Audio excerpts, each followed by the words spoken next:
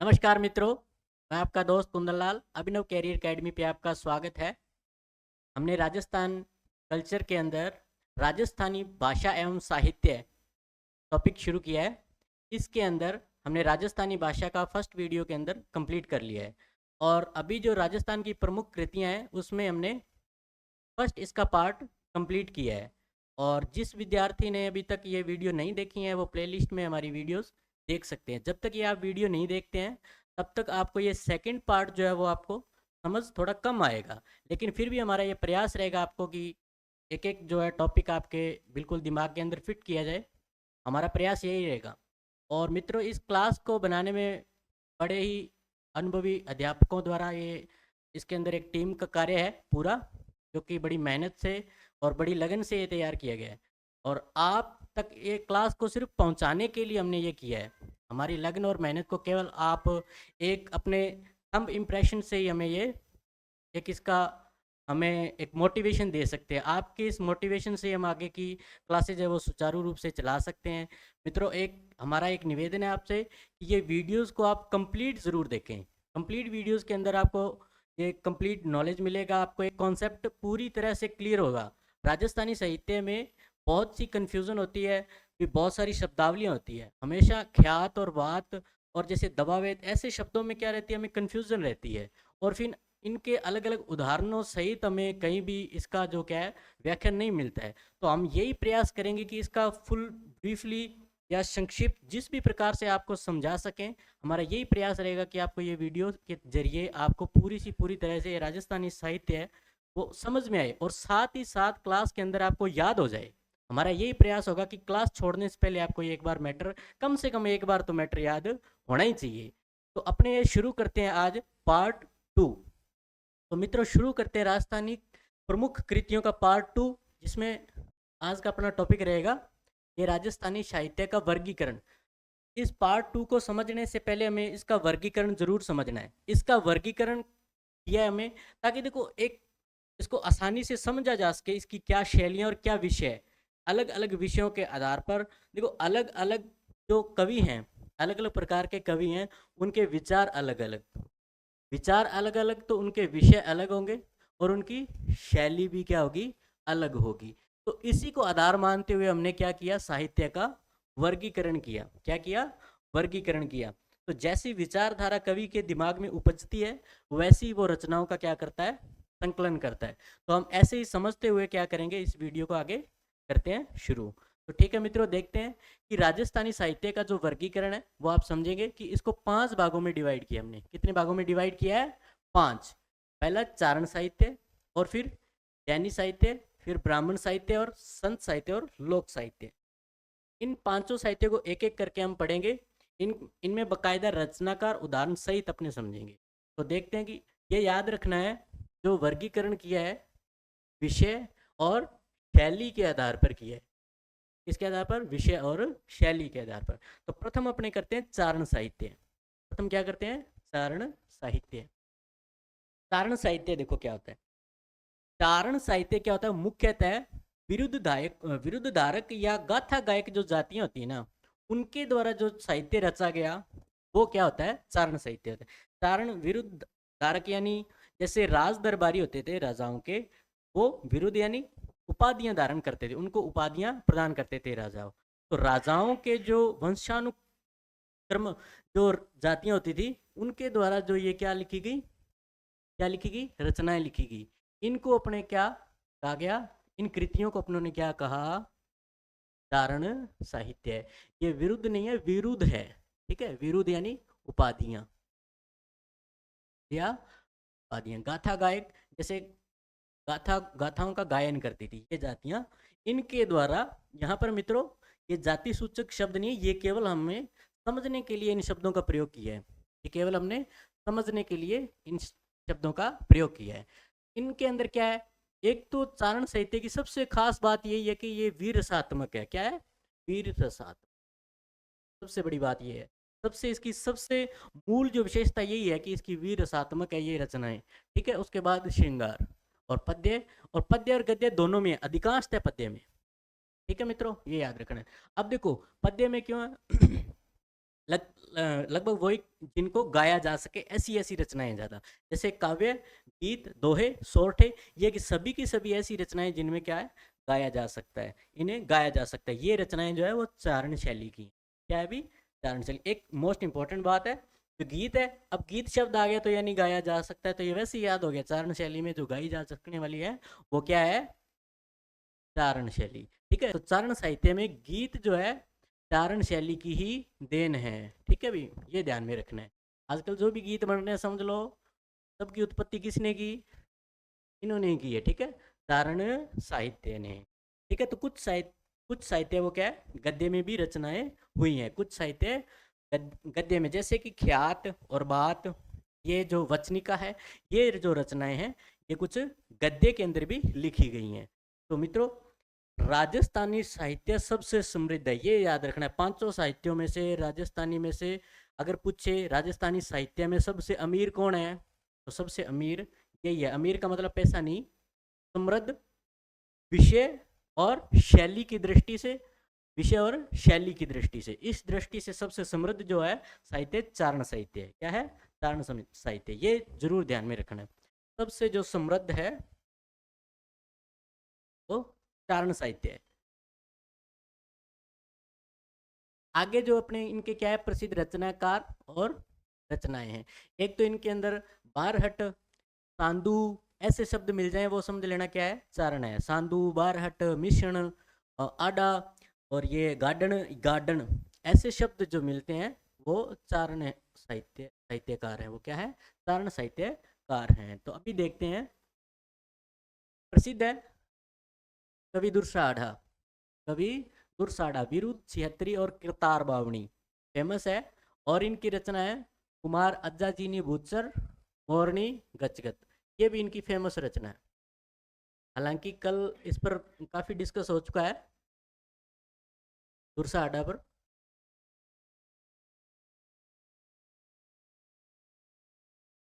कुमार अज्जाजीनी भूचर, मोरनी,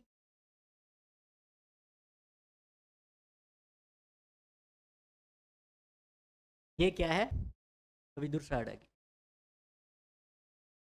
और शिवदास गार्डन की अचलदास खिचीरी वचनिका, अचलदास खिचीरी वचनिका। कई बार यहाँ पर शब्द बात शब्द भी मिलता है, वचनिका की जगह पर क्या शब्द मिलता है, बात शब्द मिलता है। तो ये भी रचना शिवदास गार्डन की है।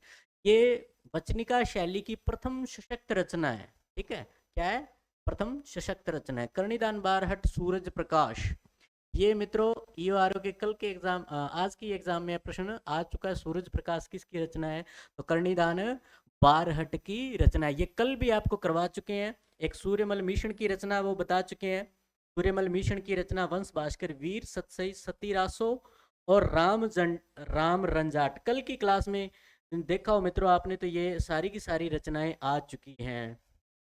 राम रंजाट आज प्रश्न आया हुआ है, राम रंजाट किसकी रचना है, तो सूर्यमल भीषण की है। ये कल की क्लास में अब बता चुके हैं मित्रों, आपको कल की क्लास में बता चुके हैं। एक इनकी और रचना है छंदोमयुग,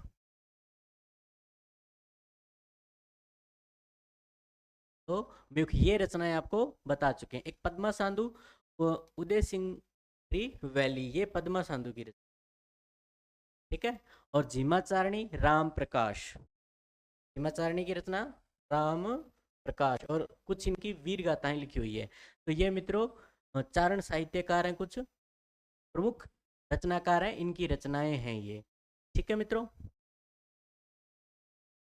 एक बादर डाडी, बादर डाडी, तो ये डाडी जी की रचना है वीरमायण। क्या है, वीरमायण, वीरमायण रचना है। जबकि वीरभाण रत्नु एक क्या है, साहित्यकार हैं। वीरभाण, वीरभाण रत्नु साहित्यकार हैं। इनकी रचना जो है वो राजरूपक है। ये भी कल के प्रश्न में, कल की वीडियो के अंदर ये आ चुका है, राजरूपक के बारे में आप डिस्कस कर चुके हैं। ये आज के प्रश्न में आया हुआ है। एक केशवदास गार्डन, कई बार ये शब्द आता है केशव देवदास लिखा जाता है, तो ये केशवदास और केशव देवदास एक ही शब्द है। और राजगुण रूपक बंध, कई बार ये सिर्फ इतना शब्द आ जाता है, गुण रूपक। कई बार इस रचना का नाम आता है गुण रूपक। तो ये मित्रों रचना किसकी है? केशवदास गार्डन की है। और एक इसी से मिलता जुलता शब्द है गुणभास। गुणभास ये मित्रों हेम कवि है। कल हम इसकी चर्चा कर चुके हैं। इसको हम बार बार इसलिए चर्चा कर रहे हैं ताकि आपको ये दिमाग के अंदर फिट हो जाए ये। ठीक है। ईसर, ये देखो ईसर दास बारहट, इनकी रचना कैसे याद करोगे? हरि रस ईश्वर है ये भी। ठीक है, तो हरि ईश्वर है खुद ही। ईश्वर दास बारहट, ईश्वर की कभी गुणों की निंदा नहीं करनी। क्या नहीं करनी? निंदा नहीं करनी। देवियां, देवयान है ये, एक्चुअल में देवयान ऐसे लिखा है, देवयान। ठीक है, तो ये है गुण विराट। गुण विराट, गुणों के खान है। गुण भगवत हंस, तो ये तो वैसे ही याद है। ईश्वर दास, ईश्वर कौन है? विष्णु जी। गुण विराट, गुणों की खान। गुण भगवान कौन है? ईश्वर जी। गरुड़ पर कौन विराजमान है? ईश्वर जी। तो ये सारी की सारी ऐसी रचनाएं याद होगी अपने को। ईश्वरदास बारहट की सारी ऐसी रचनाएं याद होगी। क्या? कि ईश्वरदास बारहट की हरिरस। ठीक है। और निंदा नहीं करनी कभी ईश्वर की। देवयान, ये भी रचना है। गुण विराट, गुणों की खान है। भगवान है तो गुण भगवत हंस। और गरुड़ पुराण, भगवान विष्णु गरुड़ पर सवारी करते हैं। ठीक है, तो ये मित्रों याद हो गया। एक है अब ये शिवदत्त दान बारहट, ये कैसे याद करोगे? जिसे कोई जीत नहीं सकता वो अजीत, यानी अजीत विलास किसकी रचना? शिव। शिव को कौन जीत सकता है? कोई नहीं जीत सकता भाई। शिवदत्त दान बारहट, ये है अजीत विलास शिवदत्त की। ठीक है, अजीत विलास। कृपाराम बारहट, ये बारहट है। कृपाराम बारहट या खिड़िया शब्द मिलता है कई बारी। तो ये राजियारा सोरठा या राजियारा दूहा ये रचना है। राजियारा सोरठा या राजियारा दूहा ये रचना किसकी है? कृपाराम बारहट की है। एक आशा बारहट, आशा बारहट, ये बागजीरा दूहा। ये देखो ये काका भतीजा है, ईश्वरदास बारहट और आशा बारहट। ये क्या है? ये काका है, ये भतीजे हैं और ये काका है। ठीक है। उमादे बटियाणी री कवित, उमादे बटियाणी री कवित। तो ये जो रचना है किसकी है? ये कवि, ये है आशा बारहट की। ये उमा दे, ये वही मालदेव, मालदेव जी की, राठौड़ मालदेव है ना, उनकी पत्नी है उमा दे। उनका स्वाभिमान जगाने का कार्य किसने किया था? ये आशा बारहट ने किया था। सभी मालदेव की आशा पे निराशा फैला दी थी आशा बारहट। ठीक है, तो इन्होंने उमा दे बारहट, उमा दे को यहाँ पर नए आने के लिए इन्होंने कन्वेंस कर लिया था। जबकि वापस आने के लिए कन्वेंस ईश्वरदास बारहट ने कर लिया था इनको। उमादेव जी को, रूठी रानी को ईश्वरदास बारहट ने वापस आने के लिए कन्वेंस किया था। जबकि आशा बारहट ने आशा पर निराशा फैला दी थी। ठीक है, इन्होंने इसको, इनका स्वाभिमान जगाया था। चंद्रबरदई ज्वाला स्तुति, ये ज्वाला माता, माता जी के ये भक्त थे। कभी भी चंद्रबरदई और पृथ्वीराज की फिल्म देखो तो ये जय भवानी का नारा लगाते हैं। तो ज्वाला माता है। ठीक है, ज्वाला माता की भक्ति करते थे चंद्रबरदई, वास्तव में भक्त थे, इसलिए उन्होंने ज्वाला स्तुति जो रचना लिखी चंद्रबरदई की। ठीक है, तो एक रचना इनके पृथ्वीराज रासो, ये मित्र थे दोनों, दोनों मित्र थे। ठीक है मित्रों, आगे का टॉपिक देखते हैं अभी। जैन साहित्य, जैन साहित्य के विषय आप देखना, आपको वैसे याद हो जाएगा भी कैसे। देखो एक तो ये जैन धर्म से संबंधित हैं। जितने भी व्यक्ति, तो जितने भी साहित्यकार होंगे जैन धर्म से संबंधित होंगे। ठीक है, कौन से होंगे? जैन धर्म से संबंधित होंगे। देखो एक तो जैन मुनि के, आपका चेहरा जब दिमाग में आएगा ना तो ये देखोगे आप इनको शांत देखोगे। क्या देखोगे? शांत, शांत और प्लस नीतिवान होंगे। तो इनके विषय देखो, जैन साहित्य क्या रहेगा? नीति, शांत, श्रृंगार आदि के भावपूर्ण दोहे हैं। ठीक है, ठीक है, तो ये आपने को याद हो गया कि जैन साहित्य में क्या? नीति, शांत और श्रृंगार। जैन मुनि को जैसे ही अपने दिमाग के अंदर लाएंगे ना चेहरा, तो यही आएगा। महावीर स्वामी को चेहरा अपने दिमाग के अंदर लाओ, एक तो शांत है, नीतिवान है। ठीक है, तो ये एकदम से अपने टॉपिक याद हो जाएगा। ये क्या विषय रहे जैन के? एक गद्य और पद्य दोनों में ये मिलता है। जैन साहित्य गद्य और पद्य दोनों रूप में मिलता है, ये चीज ध्यान में रखनी है। प्रबंध, काव्य, कथाएं, रास। ये जो रास है ये इंपॉर्टेंट है। रास, फाग, संज्ञा और गीत प्रचुर जैन साहित्य में मिलते हैं, ये याद रखना। रास इनकी जो है प्रमुख रचनाएं रही हैं जैन साहित्य में, ठीक है। प्रबंध भी रहे हैं, काव्य काव्य भी रहे हैं, ठीक है। तो रास इनका इंपॉर्टेंट है, ये थोड़ा सा ध्यान में रखना, ठीक है। प्रसिद्ध जो रचनाकार है इनके हरिभद्र सूरी, ये धूर्ताख्यान है, सही शब्द धूर्ताख्यान।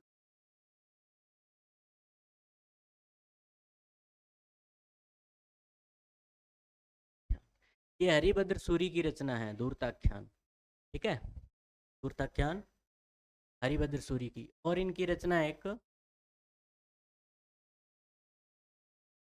प्राय कहा, प्राइछ कहा, ये इनकी एक रचना है, याद रखना। हरि की जो इच्छा होगी वही होगा, हरिभद्र सूरी, ठीक है। हरिभद्र सूरी। और धूर्ताख्यान किसकी रचना, धूर्ताख्यान किसकी रचना है, हरिभद्र सूरी की। उद्योतन सूरी कुवलय माला, बहुत बार आ चुका है ये, उद्योतन सूरी कुवलय माला। सिद्धर्षि उपमिति भव प्रपंचा, उपमिति भव प्रपंचा, प्रपंच है ये एक्चुअली में वर्ड ऐसे है ये,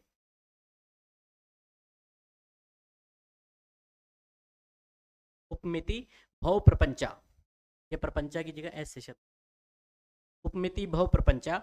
एक्चुअल में क्या है, प्रपंच होता है जो कि झूठ, कहने का मतलब झूठ, और भव मतलब ये संसार। अगर ये इस संसार नामक झूठ से अगर बाहर निकलना है तो अपने को क्या बनना पड़ेगा, सिद्ध ऋषि बनना पड़ेगा। क्या बनना पड़ेगा, सिद्ध ऋषि बनना पड़ेगा। सिद्ध ऋषि उपमिति भव प्रपंचा, ठीक है, ये याद रहेगा। धनपाल सचरियु महावीर उत्साह, सचरियु महावीर उत्साह, ये धनपाल की है। महावीर जैसा तो धन कहीं किसी और के पास है ही नहीं। महावीर जैन, जैन मुनि, महावीर स्वामी, ठीक है।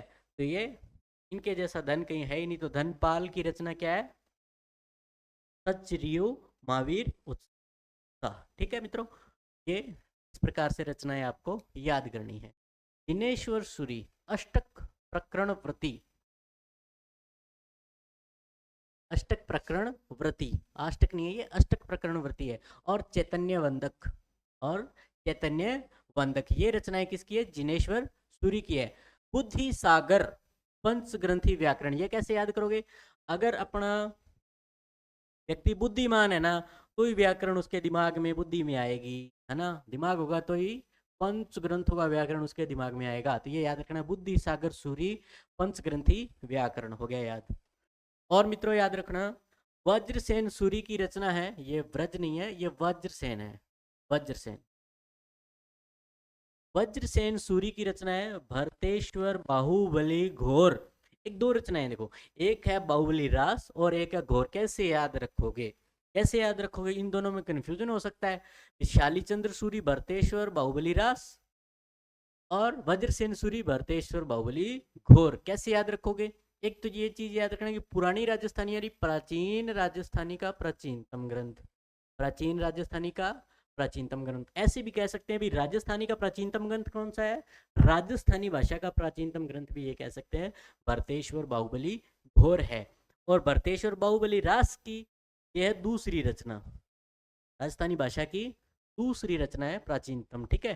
तो ये दोनों कैसे याद करते हैं देखो, एक याद करना है वज्र, वज्र इंद्र का वज्र बड़ा ही कठोर होता है, बड़ा ही घनघोर होता है, ठीक है। तो घोर शब्द जो आए वो किसके अंदर, वज्रसेन सूरी, इसमें आए वज्रसेन सूरी के अंदर, याद रखना है। भरतेश्वर बाहुबली घोर, घोर क्या है, वज्र है, घोर क्या है, वज्र है, ठीक है ना। इंद्र का वज्र कितना घनघोर होता है, तो ये शब्द याद रहेगा, भरतेश्वर बाहुबली घोर। ये एक्चुअली में क्या है, भरत और बाहुबली के मध्य में घनघोर युद्ध हुआ था, इसकी जो जानकारी इस वज्रसेन सूरी के ग्रंथ से हमें मिलती है। तो शालीचंद्र सूरी भरतेश्वर बाहुबली रास, ठीक है भाई। चंद्र तो वैसे ही ठंडा होता है, तो याद रखना है भरतेश्वर बाहुबली रास जो है शाली चंद्र है, ठीक है। क्या रखना है याद, शाली चंद्र है। देखो वज्र, वज्र यानी घोर, और चंद्र यानी शांत है, तो रास, बस इतना ध्यान में रखना, वर्ड अपने आप दिमाग में आ जाएगा आपको ये रचनाएं देखते। कक्कड़ सूरी, कक्कड़ सूरी की रचना है नाभिनंदन जिनोदार प्रबंध, क्या है, नाभिनंदन जिनोदार प्रबंध। ये क्या है, ये 14वीं सदी का है। क्या है भाई, 14वीं सदी का। ये इसलिए बता रहे हैं क्योंकि ये दक्षिण पश्चिम राजस्थान की जो जानकारी मिलती है ना आर्थिक की, वो यहीं से मिलती है, कक्कड़ सूरी ग्रंथ से मिलती है, नाभिनंदन जीर्णोद्धार प्रबंध से मिलती है। ठीक है, एक लिखते हैं नयन चंद्र सूरी, महान रचना है ये, हमीर महाकाव्य। क्या, हमीर महाकाव्य। तो याद रखना कि जिसके नयन महान होने चाहिए, फिर वो कौन है, हमीर है। कौन है भाई, हमीर है। तो ऐसे रचना याद रह जाएगी, महान नयन वाला कौन, हमीर। तो नयन चंद्र सूरी महाकाव्य, हमीर महाकाव्य, ये 14वीं सदी में लिखा गया और 14 सर्गों में लिखा गया। कितनी, 14 सर्गों में लिखा गया ये। ठीक है, तो मित्रों ये याद रखना है। एक ये सोम सूरी, सोम सूरी एक याद रखना है। सोम के आगे सोम शब्द आ गया तो ये याद हो जाएगा, सोम सूरी, सोम सौभाग्य। कई बार ये शब्द मिलता है महाकाल और कई बार ये शब्द मिलता है महाकाव्य, कंफ्यूज नहीं होना है। कई बार ये शब्द मिलता है महाकाल या महाकाव्य। याद है, सोम सूरी की ही रचना, ये 15वीं सदी। मित्रों आगे चलते हैं। तो सारी सारी ये वीडियो याद हुआ, कक्कड़ सूरी, नाभिनंदन जीर्णोद्धार प्रबंध, नयन चंद्र सूरी, हमीर महाकाव्य, नयन महान होने चाहिए हमीर की तरह। ठीक है, तो सोम सूरी, सोम सौभाग्य, महाकाल। ये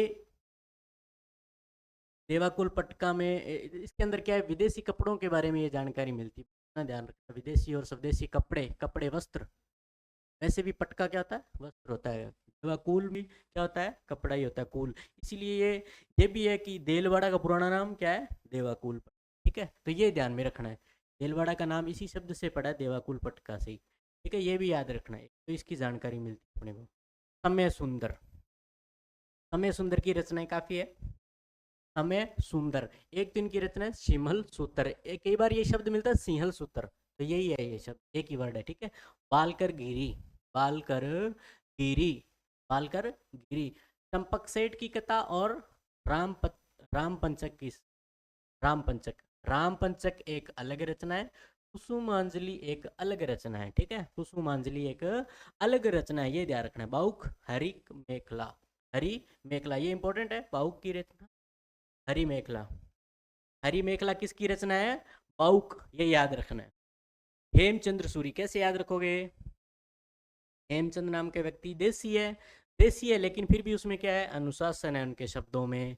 क्या है उसके शब्दों में, अनुशासन। तो हेमचंद्र सूरी की रचना है देशी नाम माला और शब्दानुशासन। क्या, शब्दानुशासन। पहली रचना इनकी देशी नाम माला और शब्दानुशासन। तो हेमचंद्र की रचना क्या हुई, देशी नाम माला और शब्दानुशासन, शब्दानुशासन। कल्याण तिलक की कलिकाचार्य कथा, नाम से मेच खा रहा है। तो कल्याण तिलक, इधर कलिकाचार्य कथा, कल्याण तिलक कलिकाचार्य कथा, नाम से मेल खा रहा है इसकी। हरिभद्र, हरिभद्र की है समराइज कहा, फिर से आ गया नाम है ना, दूरताख्यान, यशोधर चरित्र, वीरांगत कथा, ये 2 बार आ गया, ये हो चुका है हरिभद्र सूरी। ठीक है, तो ये याद रखना है। समराइज कहा, कहा लिखा होता है वर्ड ये, कहा। दूरताख्यान, यशोधर चरित, वीरांगत कथा, ये 2 बार आ गया, तो ये याद रखना। वीरंगत की कथा है इसमें, ये याद रखना। जय सिंह सूरी, जय सिंह सूरी, हमीर मद मर्दन, यानी हमीर का अहंकार समाप्त हुआ, वो रचना है। यानी हमीर कौन से, हमीर देव चौहान की है ये। ठीक है, हमीर देव चौहान पर है। जय सिंह सूरी, जय हमीर को जय कोई नहीं कर सका था। ठीक है, हमीर देव चौहान।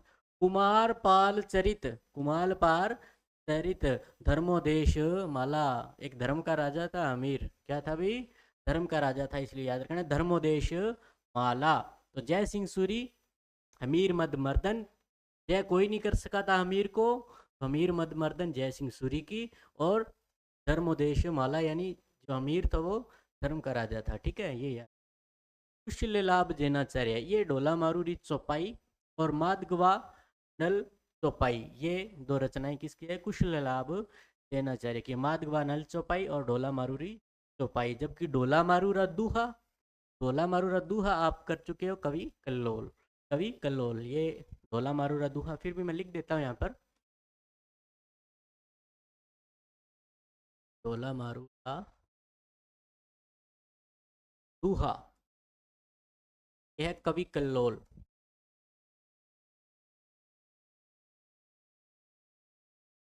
कवि कल्लोल, ये चीज याद रखनी है। हलराज फूली भद्र फाग, हलराज फूली भद्र फाग, विजना ज्ञान मंजरी, विजना ज्ञान मंजरी। आसिग, ये भी इंपॉर्टेंट है। आसिग की रचना दिया रद्या रास, ठीक है भाई। आस आस रास, जिया रद्या रास, ठीक है, ये याद रह जाएगा। आसिग की रचना क्या है? जिया रद्या रास। और जिन प्रभासूरी पद्मावती चौपाई, क्या भाई? पद्मावती चौपाई। जिन प्रभासूरी की ये रचना है पद्मावती चौपाई। अब देखते हैं मित्रों ब्राह्मण साहित्य। देखो, एक तो ब्राह्मण साहित्य ब्राह्मणों द्वारा रचा गया, ये तो कोई याद करने वाली लाइन ही नहीं है इसमें। याद रखने क्या? धर्म विषयक और महाभारत रामायण, इन पर आधारित रचनाएं। ठीक है मित्रों, क्या महाभारत और रामायण इन पर आधारित रचनाएं क्या ब्राह्मण साहित्यों की है। धर्म विषयक ग्रंथ है, ये याद रखना। धर्म विषयक ग्रंथ जो लिखे गए, किस में लिखे गए? ब्राह्मण साहित्य में। अब इनके जो रचनाकार है उनकी कुछ रचनाएं। पद्मनाभ कानड़दे प्रबंध, बहुत इंपॉर्टेंट है, कानड़दे प्रबंध। और विरमदेव सोनगरारी बात या विगत, ये दोनों शब्द मिलते, कई बार बात कई बार विगत। ये किसकी रचना है? पद्मनाभ की। नरपति नालय बीसल देव रासो,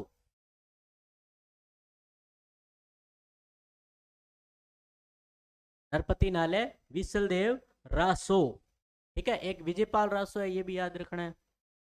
विजयपाल रासो के जैसा ही शब्द है, इसलिए मैंने यहाँ पे लिख दिया विजयपाल रासो।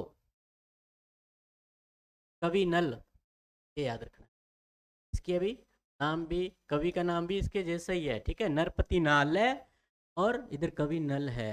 ये देखो, इधर विसल देव रासो है, इधर विजयपाल रासो है, ठीक है। तो मित्रों, नरपति नाल है की रचना है विसल देव रासो, जबकि विजयपाल रासो किसकी है? कवि नल की है। सुंदरदास ब्राह्मण सिंहासन बत्तीसी, इंपॉर्टेंट है ये। सुंदरदास ब्राह्मण की रचना सिंहासन बत्तीसी, सिंहासन बत्तीसी। एक कुकवि बत्तीसी रचना थी, किसकी थी? बांकीदास की थी।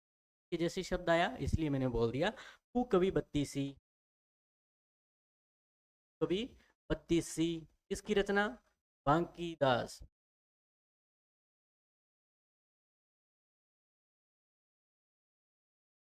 बांकीदास की और भी रचनाएं थी, जैसे बांकीदास रिख्यात, जोधपुर राज्य रिख्यात और कायर बाहुणी, इसी की रचना थी। भांडव व्यास, भांडव व्यास हमीरायण, हमीरायण, हमीरायण।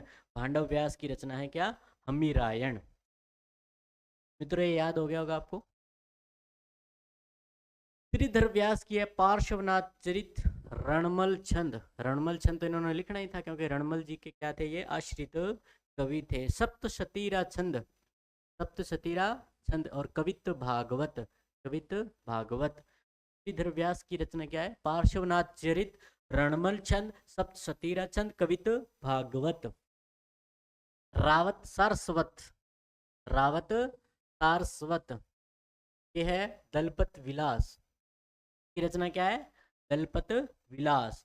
दलपत विलास किसकी रचना है? रावत, रावत सारस्वत की रचना है मित्रों। रावत, रावत ऐसे याद रखोगे। रावत इधर दलपत, इधर रावत इधर दलपत है, हो गया याद। रावत इधर दलपत। तो मित्रों, तो दलपत विलास किसकी रचना है? रावत सारस्वत की है। तो दो बार तय तय, इधर भी वत इधर पत, तो हो गया याद आप। एक शब्द मिलता जुलता और, विसल देव रासा, विसल देव रासा। इसके पास ही मैं विसल देव रासो लिख देता हूं। विसल देव रासो, वो किसका था? नरपति नाल है। ये मैंने आपको याद करने के लिए हुआ है, ताकि आपको ये याद रहे। विसल देव रासा एक अलग रचना है, जो कि सत्य जीवन की है। इसकी रचना है सत्य जीवन की। विसल देव रासो जो कि नरपति नाले की है। और एक जो है विजयपाल रासो, अभी बताया विजयपाल रासो, विजयपाल रासो, ये भी इसके पास लिख देता हूँ ताकि आपको याद रहे। इसकी रचना है ये कवि नल की, कवि मित्रों ये आपको याद रहेगा, विशलदेव रासा सत्य जीवन, रासा सत्य जीवन, विशलदेव रासो नरपति नाले, विजयपाल रासो कवि नल। ठीक है मित्रों, आगे देखते हैं संत साहित्य। संत साहित्य देखिए, संत साहित्य का मुख्य विषय क्या रहेगा? भक्ति, भक्ति से संबंधित। दूसरा, संतों के पास क्या होता था? लंबे जीवन का एक अनुभव होता था। क्या होता था? अनुभव। तो संत ऐसे ही नहीं बन जाता, संत दर दर की ठोकरें खाने पड़ती तब बनता है जाके संत। तो संत कब बनता है? एक तो गहरा अनुभव और ज्ञान से। ठीक है, कैसे बनता है अभी? गहरा अनुभव और ज्ञान से। जो ये ठोकरें होती है ना, इसी को मित्र तपस्या कहते हैं। क्या कहते हैं? इसी को ही तपस्या कहते हैं। तो इनके जो लंबे काल की जो तपस्या होती है ना, जीवन के अनुभव की, वही इनको संत बनाती है। इनका जो क्या रहेगा? भक्ति, और क्या रहेगा? इनके जो गूढ़ ज्ञान होगा, इनकी वाणी में क्या होगा? गूढ़ ज्ञान, लोक अनुभव। क्या होगा? लोक अनुभव। ठीक है, इससे इन चीजों से समृद्ध होगा। लेकिन संत हमेशा, इनकी वाणी क्या होती है? सरल होती है, सहज होती है। क्या होती है भी? सरल और सहज। इसीलिए होती है क्योंकि तो लोग संत होते हैं और इन्होंने लोग जीवन में सुधार करना है, इसलिए इनकी वाणी सरल और सहज होगी, ताकि क्या होगा? आम जनों का क्या हो? कल्याण हो। ठीक है, अब मेन जो अपने पंथ रहे राजस्थान के अंदर, वैष्णव पंथ और नाथ पंथ, दोनों का सामंजस्य अच्छी तरह से बैठा हुआ है। संत साहित्य में अच्छे संत आए, वैष्णव पंथ में भी और नाथ पंथ में भी। नाथ पंथ में देखें तो गोरखनाथ जी मुख्य रहे और उनके आगे शिष्य, और वैष्णव पंथ रामानुजाचार्य, इनके आगे शिष्यों के रचनाएं और या इनके अनुभव। तो ये कुल मिला के वैष्णव और नाथ पंथ से दोनों के बीच में क्या है? सामंजस्य है संत साहित्य के अंदर। ये इनकी विशेषता है संत साहित्य। तो संत फिर वही क्या हुए जो जाति पाति के भेदभाव को ही ना मिटाए, है ना? तो ये तो इनकी सादगी है, सरलता है इनके जीवन में। ये इनके प्रेम होगा इनकी वाणी में, तो ये तो इनका मतलब विषय ही रहेंगे। सामाजिक जीवन के जो बाह्य आडंबर होते हैं ना, दिखावा जो होता है, उसके तो खंडन होगा, अहंकार नहीं होगा, अखंड एकता होगी इनकी। इनके विशेषता रहेंगे संतों की। ठीक है, तो ये शब्द लिखने की जरूरत नहीं थी, लेकिन फिर भी मैंने सोचा भी थोड़ा एक बार माइंड के अंदर ये रहे कि ये विषय इनके होते हैं संत साहित्य। ठीक है, तो अब कुछ जो कुल मिलाकर अपने जो संत हैं उनकी अपनी रचनाएं करते हैं, और उनके संप्रदाय भी साथ साथ में थोड़ा थोड़ा आपको बताते रहेंगे, ताकि आपको संप्रदायों के बारे में भी पता रहे कि ये संप्रदाय है। रचनाकार और रचनाएं देखते हैं। संत पीपा, संत पीपा और प्रताप सिंह खींची, का मूल नाम प्रताप सिंह खींची था। इनके गुरुजी ने यानी रामानंद जी ने इनको क्या कर दिया था? पीपा कर दिया। का नाम क्या कर दिया? पीपा। जोग चिंतामणि, जोग चिंतामणि, योग चिंतामणि इनकी रचना है। योग का मतलब योग से है, क्या है भी? योग से है। ठीक है, योग चिंता मणि। जब व्यक्ति योग योग करता है ना, जब व्यक्ति योग करता है तब उसके अंदर का प्रकाश एक मणि की तरह चमकता है। उस पे इन्होंने इनका अनुभव है, योग चिंतामणि। ठीक है, तो योग चिंतामणि जो क्या है? योग चिंतामणि इनकी रचना है संत पीपा की। ठीक है, तो ये संत पीपा के उपदेश इसमें संकलित है। इसके अंदर योग चिंतामणि रचना में, यानी योग चिंतामणि में संत पीपा के उपदेश हैं। संत रैदास या रविदास, संत रैदास की पर्ची इनकी रचनाएं, इसमें इनके उपदेश हैं। इसमें इनके क्या है? उपदेश हैं। संत कबीर, इनकी रचनाएं क्या कहलाती हैं? बीजक कहलाती हैं। क्या कहलाती हैं? बीजक। कबीर की वाणियों का संकलन है, वाणियां बोलते हैं इनको। जो इनकी जो ज्ञान जो होता है, इनको वाणियों के रूप में लिखा जाता है, कबीर वाणी। ठीक है, इनकी जो बीजक नामक ग्रंथ में लिखा गया है, ये खुद तो अनपढ़ थे, लेकिन इनके शिष्यों ने इनको बीजक को तैयार किया था। ये बोलते रहे और शिष्यों ने लिखा। नाबादास, नाबादास जी की रचना है भक्तमाल। एक देखो, भक्तमाल 3 रचनाएं हैं, 3 की भी 4 हो सकती। 4 रचनाएं ये भक्तमाल। एक आए भक्तमाल, तो ये नाबादास जी है। एक आए भगतमाल, क्या है? भगतमाल। भगतमाल ये ब्रह्मदास, ब्रह्मदास जी हैं, ये दादू पंथी हैं। ठीक है, दादू पंथ की शाखा में से एक संत है ये ब्रह्मदास जी। इनकी रचना है भगतमाल। क्या है? भगतमाल। भगतमाल, ये देखो, ये भक्तमाल और ये भगतमाल है, ये चीज ध्यान में रखनी है। प्रियदास की रचना भी क्या है? भक्तमाल। ये भक्तमाल एक तो ऐसे याद रखोगे, नाबादास की ये फेमस रचना है, ठीक है। और भक्तमाल, भक्त भगवान को प्रिय होते हैं, है ना। प्रियदास की रचना क्या है? भक्त। ठीक है, प्रियदास की रचना क्या है? भक्त। एक ब्रह्मदास भगतमाल। ब्रह्मदास की क्या है? भगतमाल। ये चीज ध्यान में रखना। एक रचना है रत्ना खाती। रत्ना खाती की रचना है नरसिंह जीरो मायरो। ये मीरा जी के निर्देशन में है। ठीक है, अभी मीरा जी के निर्देशन में।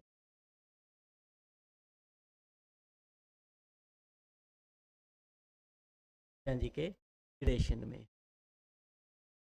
तो अब देखो, मीरा जी की रचनाएं आपको याद करवाते हैं कैसे। देखो, मीरा बाई किसके भक्त थी? भगवान श्री कृष्ण के। किसकी थी? श्री कृष्ण की। ठीक है, इनकी रचना, कृष्ण जी के भक्त नरसिंह जी। नरसिंह जी को किसने नहीं सुना? सबने सुना नरसिंह जी। तो नरसिंह मेहतारी हुंडी की रचना हो गई मीराबाई। ठीक है, ये याद रखना, ये नरसिंह मेहतारी हुंडी मीराबाई की है, जबकि नरसिंह जीरो मायरो रत्ना खाती की है, जो कि मीरा जी के निर्देशन में हुई रचना इसकी। ठीक है, और देखो, अब गीत गोविंद, भगवान कृष्ण कौन है? गोविंद है। तो गीत गोविंद पर टीका किसने लिखा? मीराबाई जी। किसने लिखा? मीराबाई जी ने। ठीक है, तीन याद होगी, अरेगी, सत्यभामा और ये रुक्मणी मंगल। ये दो रचनाएं रहेगी। रुक्मणी मंगल कैसे याद करोगे और सत्यभामा कैसे याद करोगे? देखो, सत्यभामा रो रू सुनो। सत्यभामा भगवान श्री कृष्ण की पत्नी थी और रुक्मणी जी भी कौन थी? कृष्ण जी की पत्नी थी। तो मीरा जी ने भी तो क्या किया था? श्री कृष्ण से प्रेम पूर्वक भक्ति की थी। तो इन पर दो रचनाएं लिखी, सत्यभामा रो रू सुनो और रुक्मणी मंगल। ये तो रुक्मणी और श्री कृष्ण के वहां पर है। और ये सत्यम भामा रो रू सुनो, एक बार क्या हुआ, श्री कृष्ण ने पारिजात वृक्ष का जो है वो चर्चा सत्यभामा के सामने कर दिया। सत्यभामा के सामने कर दिया श्री कृष्ण ने पारिजात वृक्ष के बारे में। और पारिजात वृक्ष की यह खासियत थी कि वो समुद्र मंथन से निकला था और वो स्वर्ग की धरोहर थी, स्वर्ग में था। उसके नीचे इंद्राणी बैठती थी। इंद्र के राजा, इंद्र की रानी इंद्राणी, वो सदैवी हर समय यौवन और सुंदर दिखती थी। तो वो बता दिया भाई पारिजात वृक्ष के बारे में सत्यभामा जी को। सत्यभामा जी को तो कहा विलैल है, अब ये तो वृक्ष क्या चाहिए, मेरे को ही चाहिए। श्री कृष्ण के लिए तो सत्य करे, स्वर्ग का तेरे को कैसे ला दूं। तो ये सत्यभामा ने जिद कर ली ना, मेरे को तो वो पारिजात वृक्ष ही चाहिए। सत्यभामा को ले दे के इंद्र जी से युद्ध करके पारिजात वृक्ष ला के दे दिया, पूरा पूरा ही। ठीक है जी, ला दिया। अब चक्कर क्या हुआ, श्री कृष्ण जी तो सबसे ही प्रेम करते थे, पर उस वृक्ष का एक पुष्प क्या हुआ कि रुक्मिणी जी के लगा दिया उन्होंने। ठीक है, एक वृक्ष क्या एक पुष्प क्या लगा दिया? रुक्मिणी जी के बालों में लगा दिया। अब यहीं से चक्कर पड़ गया, वहीं से सत्यभामा रूस गई थी। ठीक है, तो भाई इसी का प्रसंग है, इस पर सत्यभामा रो रू सुनो। ठीक है, तो ये आपको अब याद रहेगी सदैव। मीरा बाई, अगर मीरा पदावली नहीं लिखे तो क्या लिखे? ठीक है, नरसिंह मेहतारी हुंडी और गीत गोविंद पर टीका मीराबाई का बनता है लिखना। सत्यभामा रो रू सुनो और रुक्मणी मंगल, दोनों रुक्मणी जी और सत्यभामा जी कृष्ण जी की पत्नी थी। याद हो गई? ठीक है मित्रों, एक रुक्मणी मंगल हो रहा है पद्म भगत की, ये याद रखना है। रुक्मणी मंगल किसकी है? पद्म भगत की। ये याद रखना है, पद्म भगत की। ये याद रखना है। एक पीछे आई थी भक्तमाल। भक्तमाल किसकी थी? प्रियदास जी की थी। एक नाबादास जी की थी और एक भगतमाल थी ब्रह्मदास जी की। ऐसी यहाँ पर रुक्मणी मंगल मीराबाई की। एक रुक्मणी मंगल किसकी है? पद्म भगत की। एक रुक्मणी मंगल किसकी है? पद्म। अच्छा, इसी मिलता जुलता शब्द एक और आ गया, रुक्मणी हरण। रुक्मणी हरण, श्री कृष्ण जी ने मंदिर से पूजा करने के बाद रुक्मणी जी ने पत्र लिखा था, कृष्ण ने वहां से इनका हरण किया था। वह जो प्रसंग है वो सायाजी झूला, ये प्रेम प्रसंग है, रुक्मणी हरण। ये सायाजी झूला ने इनकी रचना की। और एक नाग दामन, नाग दामन, ये एक रचना है किसकी? दो रचनाएं, रुक्मणी हरण और नागदामन, सायाजी झूला की है। देखो, सायाजी झूला की एक रुक्मणी हरण तो इसलिए बताया क्योंकि ये शब्द आए थे रुक्मणी रुक्मणी। इसलिए, और एक साथ में एक शब्द मैंने नाग दामन की रचना और बता दी। एक जसनाथ जी की है। जसनाथ जी गोरख जी के शिष्य थे। नाथ जी कौन थे अभी? गोरख जी के शिष्य। गोरखनाथ जी के शिष्य ही कौन थे? जाम्बो जी थे। इन्होंने अपने गुरु को याद सबसे पहले किया तो इनकी एक रचना है गोरख छंदो। कौन सी रचना? गोरख छंदो। उसके बाद है सिंभू धाड़ा। सिंभू धाड़ा है ये, धाड़ा नहीं, सिंभू धाड़ा। शब्द सही तो यही है। एक कोडा ग्रंथ, कई बार ये शब्द मिलता है कोंडो, कोंडो ग्रंथ ऐसे शब्द में मिलता है, तो इसमें कंफ्यूज नहीं होना है। कोंडो ग्रंथ और सिंभू धाड़ा या सिंभू धड़ा भी मिल जाए तो किसकी रचनाएं हैं? नाथ। एक सिद्ध जीरो सिर लोको, जसनाथ जी के जो नाथ संप्रदाय के जो शिष्य आगे हुए वो सिद्ध भी कहलाए। जो पुजारी होते हैं ना जसनाथ जी के आगे, तो ये मानो क्या कहते हैं? सिद्ध जी। सिद्ध जीरो सिर लोको। तो चारों रचना याद होगी। गोरख छंदो गोरखनाथ जी के शिष्य थे। एक रचना तो बनती है उनकी। एक सिंबू धाड़ा, शंभू से सिंबू है, सिंबू धाड़ा ग्रंथ, और एक कोंडो ग्रंथ। ठीक है, ये किसकी रचना है? जसनाथ जी की। एक जसनाथ जी के जो आगे पुजारी हुए वो क्या कहलाए? तो सिद्ध जीरो सिर लोको। ठीक है, सिद्ध जीरो सिर लोको। इनकी प्रमुख पीठ है कतरियासर के अंदर है, बीकानेर, याद रख लेना। नाथी संप्रदाय है। ठीक है, की प्रमुख पीठ कतरियासर है। हालांकि आपका आगे आ जाएगा।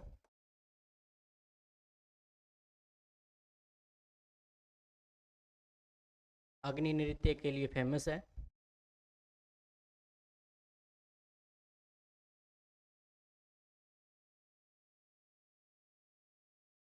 तो ये जसनाथ जी की सारी की सारी याद होगी।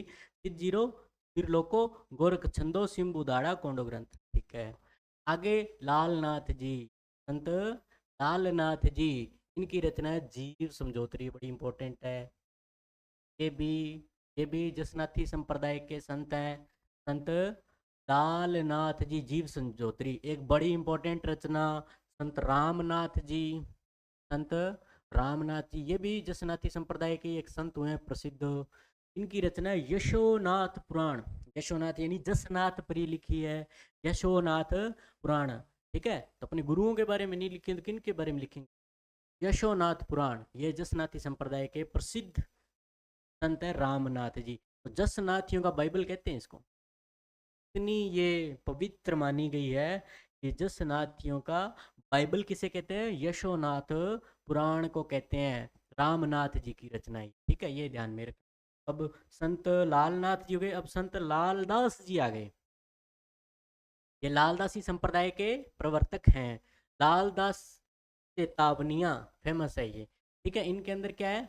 लालदासी संप्रदाय के उपदेश संग्रहित हैं। लालदासरी चेतावनियाँ। एक प्राणनाथ इंपॉर्टेंट है, प्राणनाथ जी। ठीक है, ये क्या? प्रणामी संप्रदाय के प्रवर्तक हैं। किसके प्रवर्तक हैं? प्रणामी के।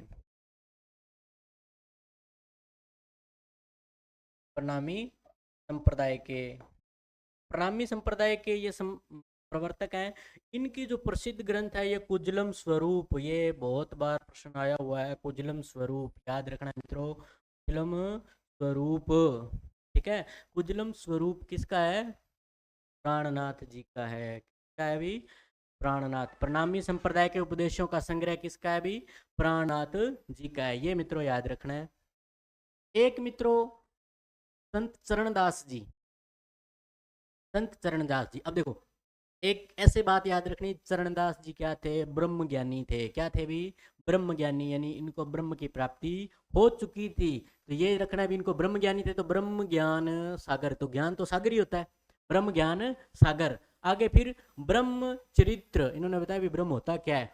ब्रह्म चरित्र, फिर ज्ञान आ गया, ब्रह्म आ गया, ज्ञान आ गया, सागर आ गया, भक्ति सागर। क्या? भक्ति सागर। यही शब्द बार बार यूज किए। देखो, फिर ज्ञान स्वरोदय, फिर ज्ञान स्वरोदय। देखो सारी की सारी रचनाएं एक जैसी। याद रखना कैसे? कि संत चरणदास जी क्या है? ब्रह्म ज्ञानी है, तो ब्रह्म ज्ञान सागर, ब्रह्म ज्ञान सागर, ब्रह्म चरित्र, ज्ञान स्वरोदय, भक्ति सागर। ये रचनाएं किसकी होगी? संत चरणदास जी की हो गई। मित्रों, अगर ये क्लास आपको पसंद आ रही है तो इसको शेयर और कमेंट जरूर कीजिएगा, इसको ज़्यादा से ज़्यादा शेयर कीजिए इस क्लास को, के लिए बहुत मेहनत लगी है हमारी। अब देखिए सहजो बाई की आपको याद करवाते कैसे। सहजो बाई, सहजो बाई के लिए 16 के 16 श्रृंगार सहज है, तो 16 तिथि किसकी रचना हुई? सहजो बाई। और इस सहज प्रकाश किसकी रचना है? सहज प्रकाश सहजो बाई की रचना है। सहज प्रकाश 16 की 16 तिथि, ठीक है। एक देखो दयाबाई, फिर ये याद करवाते दयाबाई की कैसे। दया बोध, अगर दया चाहिए तो क्या करना पड़ेगा? पहले विनय करना पड़ेगा, प्रार्थना करनी पड़ेगी। तो विनय मालिका किसकी रचना है? दया बाई की है। दयाबोध और दयाबाई की रचना दयाबोध और विनय मालिका है। इसमें क्या है? सहजोबाई और दयाबाई दोनों की दोनों संत चरणदास की क्या है, ठीक है, ये याद रखना है। संत चरणदास जी की क्या है भी?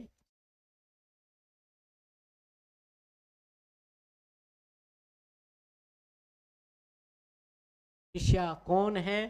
एक तो ये सहजोबाई और एक दयाबाई, दोनों। सहजो 16 तिथि, सहज प्रकाश, विनय मालिका, दयाबोध, क्या भाई? संत लालगिरी जी अलखिया संप्रदाय के प्रवर्तक हैं। ये किस संप्रदाय के? अलखिया, लालगिरी अलखिया।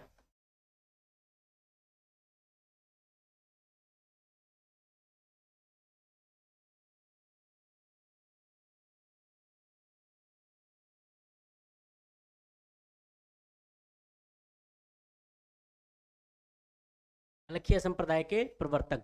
तो लालगिरी जी के कुंडलीय प्रसिद्ध हैं। किसके प्रसिद्ध हैं भी?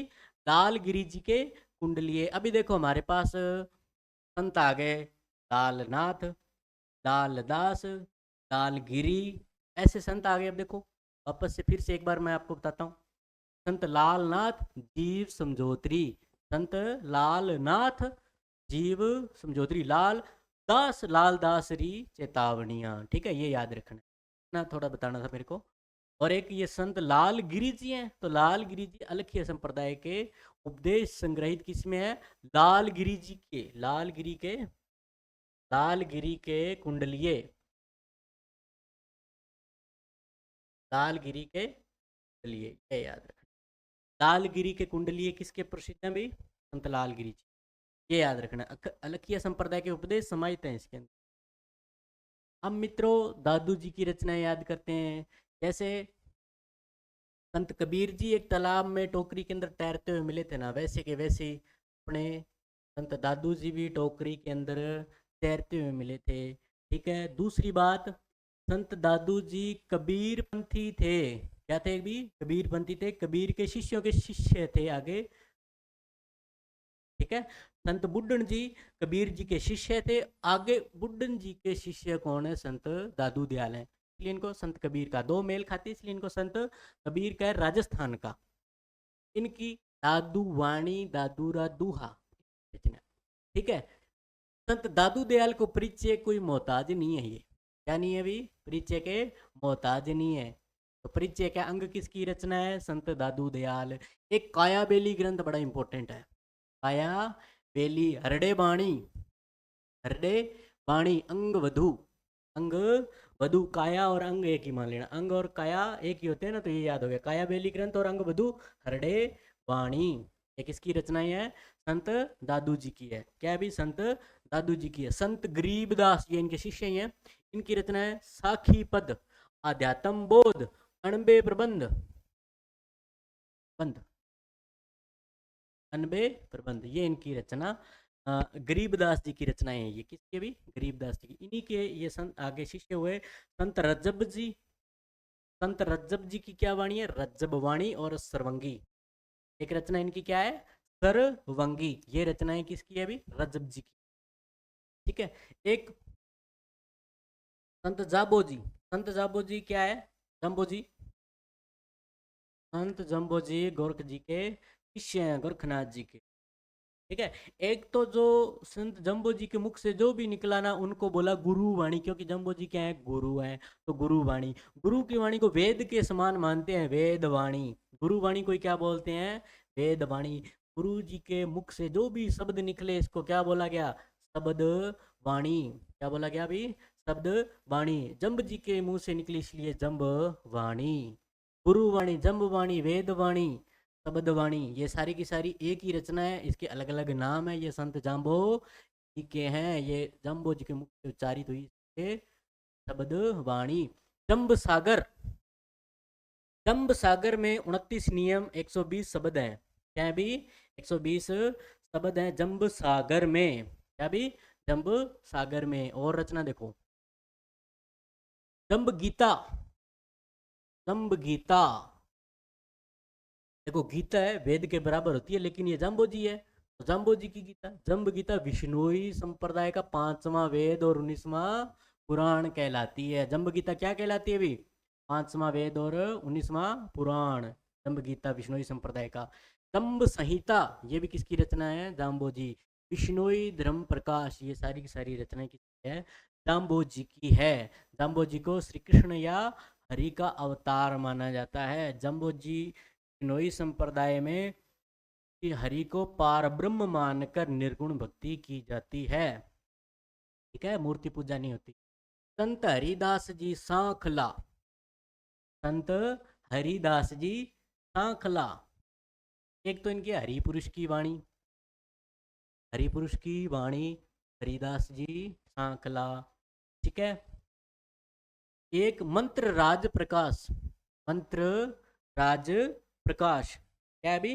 मंत्र राज प्रकाश, ये निरंजनी संप्रदाय के प्रवर्तक थे। ये क्या थे भाई? हरिदास जी निरंजनी संप्रदाय के प्रवर्तक।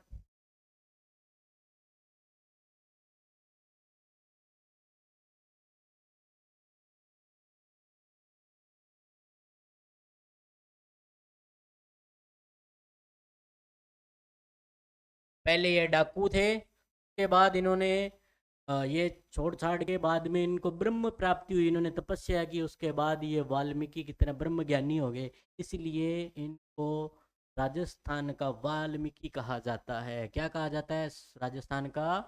वाल्मीकि। किसको कहा जाता है? हरिदास जी सांखला को राजस्थान का वाल्मीकि याद रखना है।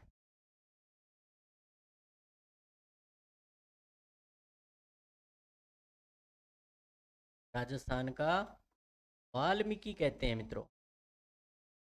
पहले ये डकैती करके अपना जीवन यापन करते थे, है? के बाद ये ब्रह्म ज्ञानी हो गए, के संपर्क में आ गए, फिर गुरु की फेंट लग जाए तो फिर कौन बचता है? संत मावजी का जो ग्रंथ है चोपड़ा, ये निष्कलंक संप्रदाय के क्या है भी? प्रवर्तक हैं। निष्कलंक संप्रदाय के क्या हैं? प्रवर्तक हैं। अब इसके अंदर 72,96,000 पदों से ये बने 5 बड़े ग्रंथों का समूह है। ये क्या? चोपड़ा है तो 5 लिखते हैं चोपड़ा। ठीक है। और इसके अंदर निष्कलंक संप्रदाय से संबंधित उपदेश संग्रहित हैं। क्या है भी? संत माव जी के चोपड़ा ग्रंथ में निष्कलंक संप्रदाय के उपदेश संग्रहित हैं। सुंदरदास जी सुंदर है, सरसार। ठीक है, सरसार। अब ये देखो, सबसे पढ़े लिखे संत यही थे आज तक के अपने राजस्थान। जितने भी संत थे उनमें सबसे पढ़े लिखे संत और प्रसिद्ध और व्याकरण का ज्ञान रखने वाले, इनकी रचनाएं हैं काफी सारी। देखो, ज्ञानी थे तो ज्ञान का समुद्र थे ये खुद ही सुंदरदास जी। ठीक है, ज्ञान समुद्र बावनी, ज्ञान समुद्र बावनी। राम जी अष्टक, पीर अष्टक, ये भी याद रखना, पीर अष्टक राम जी अष्टक सुंदरदास। ठीक है, पीर मुरीद अष्टक, एक बार है अष्टक। सुंदर विलास, सुंदर विलास, सुंदर सार सुंदरदास जी की। ज्ञान के सागर ये खुद ही थे तो ज्ञान समुद्र बावनी। राम जी अष्टक, पीर मुराद अष्टक, बारह अष्टक सेवैया, सेवैया। तो ये किसकी रचना है? सुंदरदास जी की है। तो अद्भुत ज्ञानी होने के कारण ही, व्याकरण का ज्ञान, ब्रह्म ज्ञानी होने के कारण इनको क्या कहा गया? शंकराचार्य कहा गया। राजस्थान का क्या कहा गया? अभी राजस्थान का शंकराचार्य है। अब देखो, संत जन खुशहाली बाई, इनकी वाणी है संत वाणी। गुरु दो नाव अखे राम, बताते हैं ये कैसे याद करनी। लीला गान, साधु महिमा, बंधु विलास, दौर लीला की कहार राग। एक्चुअल में क्या है? अखे राम जी क्या है अखेराम जी की हैं संत जन कुशाली बाई, जो लाल दास जी थे ना, के आगे शिष्य कौन हुए? अखेराम। अखेराम जी के, सॉरी, चरणदास जी। चरणदास जी के शिष्य कौन थे? अखेराम जी थे भाई, अखेराम जी। और अखीराम जी के आगे शिष्या कौन हुई? संत जन खुशाली बाई। तो जन खुशाली बाई अखेराम जी की शिष्या थी, अपने गुरु पे तो लिखनी लिखनी, अखेराम जी के गुरु जन खुशाली बाई, ठीक है। और मित्रों, गुरु दो नाव, गुरु पर लिखी गुरु दो नाव, गुरु को भव सागर पार कराने वाली नाव, नाव के समान समझा इन्होंने, तो गुरु दो नाव, ठीक है। साधु में रहना, तो साधु महिमा, साधु की महिमा गाई इन्होंने, साधु महिमा। एक संतों में रहते तो संत वाणी, संत वाणी। रहेगी बंधु विलास, इंडोर लीला की मल्हार राग। अब इतनी रचनाएं मैंने याद करवाई है, तो एक दो आप भी याद करो, एक दो आप याद करोगे तभी तो कुछ याद होगा। तो ठीक है मित्रों, तो बंधु विलास और हिंडोर लीला की मल्हार राग किसकी रचना है? संत जन खुशाली बाई की रचना है, ठीक है मित्रों। आगे का है जो लोक साहित्य के बारे में अपने जानेंगे। लोक साहित्य क्या है? लोक साहित्य में ना कोई भी एक तो राइटर नहीं, सबसे बड़ी बात, लोक साहित्य में कोई राइटर नहीं है। एक तो ये है सबसे ज्यादा मौखिक, क्या है भाई? सबसे ज्यादा मौखिक है। और मौखिक भी क्या? अभिव्यक्ति है, ये हर एक आदमी की, आम जन आदमी की अभिव्यक्ति है, लोक साहित्य है, ठीक है। इसके अंदर क्या क्या आ जाएगा? लोकगीत, महिलाएं जो विवाह के अंदर गीत गाती हैं, विरह के गीत है, सीमा मिश्रा के सारे सारे गीत किसके हैं? समझ लो लोकगीत हैं, ठीक है। लोक कथाएं, लोक नाट्य, ठीक है। तो ये फड़, ये सारी की सारी क्या है? लोक साहित्य। पहेलियां, कहावतें, ये सारी की सारी क्या है? लोक साहित्य। अब इनका कोई ना तो रचयिता है, ना ही क्या है इनका कोई रचनाकार, ठीक है। अभी जातीय शास्त्रीय चेतना से शून्य, मतलब शास्त्रीय चेतना यानी व्याकरण नहीं है इसके अंदर कुछ भी, लोक साहित्य में, ठीक है। मौखिक अभिव्यक्ति है ये, क्या है? मौखिक अभिव्यक्ति है। और समूचे जनमानस की प्रवृत्ति समाई हुई है, यानी जन, आम जन की क्या है? अभिव्यक्ति है। अतीत से वर्तमान, वर्तमान से भविष्य तक का संचरण ये मौखिक रूप से ही होता है। एक दूसरे, अब जैसे ब्याह के जो शादियों के जो गीत होते हैं, वो कोई रटे थोड़ी हैं, किसी ने किताब में थोड़ी लिख रखे हैं, वो तो एक दादी से, माता ने सीखे, माता से आगे बेटियों ने, बहुओं ने सीखे, वो ऐसे चली आ रही है परंपरा। तो ये परंपरागत होते हैं, ये ऐसे चलती है, ठीक है मित्रों। तो ये लोक साहित्य के बारे में। लोक साहित्य को अपने अलग अलग से करेंगे, लोकगीत, लोक नाट्य, रम्मत, स्वांग, ये अलग अलग करेंगे इनको। पहेलियां, फड़, इसको अलग अलग डिस्क्राइब करके अपने एक एक साहित्य को एक बार कंप्लीट करेंगे। तो यहाँ पर तो मैंने केवल केवल यहाँ पर ब्रीफ ब्रीफ आपको जानकारी दी है कि लोक साहित्य है क्या। लोक साहित्य और कुछ नहीं है, कोई भी राइटर नहीं है, मौखिक रूप से एक दूसरे से आगे आगे चलता गया पीढ़ी दर पीढ़ी, ठीक है। तो आम जनता की बोली है, ये आम जनता की अभिव्यक्ति है, लोक साहित्य। क्या है अभी? लोक साहित्य।